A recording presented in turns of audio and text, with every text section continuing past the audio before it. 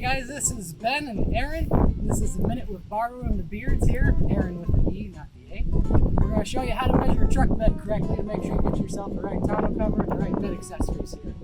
So first things first, sometimes you can do it by yourself, obviously. With two guys makes it just a little bit easier. You want to start out by closing up your tailgate. You're going to want to measure from inside to inside. So we're going to go from the front of the bulkhead up here. And we're going to sit flush with the inside of the bulkhead. And then I'm going to grab this from Aaron here. And we're going to go all the way down. And we're going to go flush right inside the tailgate here. So we're sitting right here at about 6 feet 6 inches. And that would be the length of our bed there. Now obviously, as you can see, Nate has a bed rug liner in here. So sometimes you can measure an inch or two off.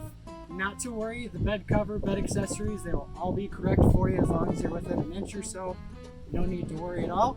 And thanks for joining us.